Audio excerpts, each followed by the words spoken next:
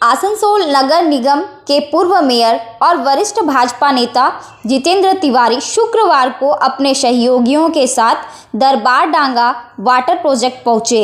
बताया जा रहा है कि उनके वहां पहुंचते ही करीब 20-25 शरारती तत्वों ने उन्हें घेर लिया और गो बैक के नारे लगाने लगे।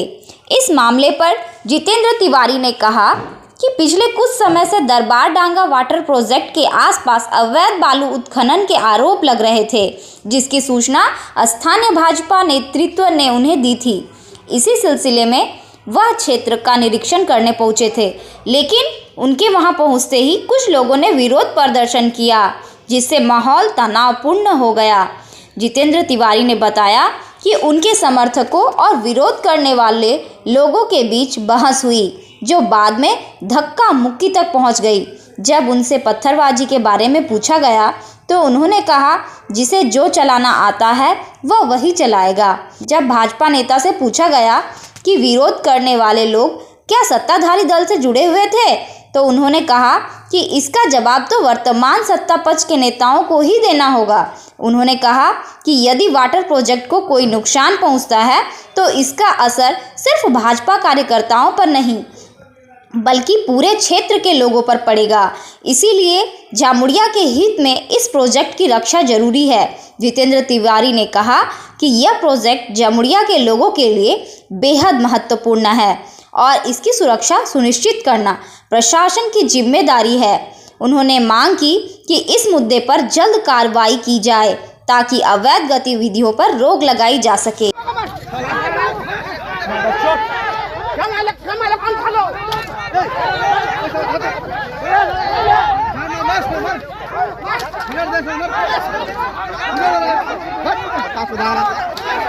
फोन को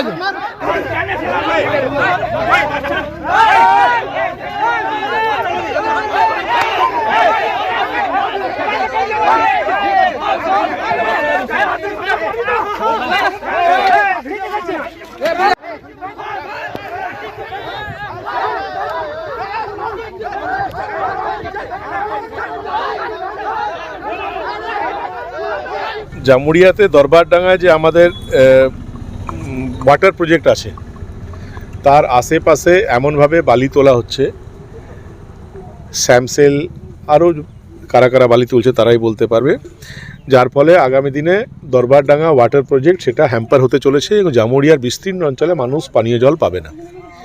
এই খবর আমাকে আমার মণ্ডল সভাপতি দেয় এবং বলে, দাদা এটা নিয়ে আমাদের আন্দোলন করা উচিত, এটা বন্ধ হওয়া উচিত।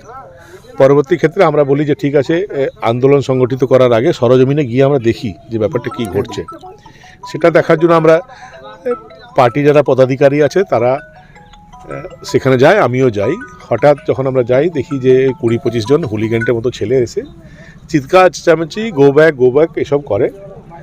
পরবর্তী ক্ষেত্রে পুলিশ আসে এবং পুলিশ দুই তরফকে হাঁটিয়ে দেয়, আমাদের ছেলেদেরকেও সরিয়ে দেয়, ওদেরকে সরিয়ে দেয়। তারপর আমরা চলে এসেছি। কোথাও কি রাজনীতি, যেহেতু গো ব্যাক বলার পেছনে দেখুন, এবার রাজনীতি কি বলবো আমি, যারা গো ব্যাক বলছে আমি বলবো যে তাদের বুদ্ধির অভাব, সাময়িক লাভটা তারা দেখছে, সাময়িক হয়তো কিছু অর্থ আসবে সেটা তারা দেখছে, কিন্তু আলটিমেটলি এই জল প্রকল্প যদি ড্যামেজ হয়ে যায়, জল প্রকল্প যদি বন্ধ হয়ে যায়, জল প্রকল্প যদি ক্ষতি হয়, তাহলে তাদের বাড়িতে তো জল হবে না। তাদের বাড়িতে যদি মা আছেন, কাকিমা আছেন, ঠাকুরমা আছেন, তাদেরকে তো দূর থেকে জল নিয়ে আসতে হবে। এটা তো সাময়িক লাভ দেখতে গিয়ে আগামী দিনে বড় ক্ষতি তারা করছে।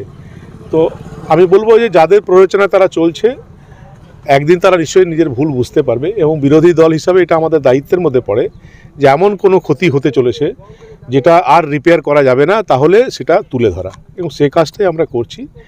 এবং আলটিমেটলি এটা শুধু রাজনীতির প্রশ্ন না, এই জল প্রকল্প যদি ড্যামেজ হয়ে যায় তাহলে বিজেপি লোকেদের ঘরে যেরকম জল যাবে না, ঠিক একইভাবে টিএমসি লোকেদের ঘরেও জল যাবে না, আর সিপিএমের লোকেদের ঘরেও জল যাবে না।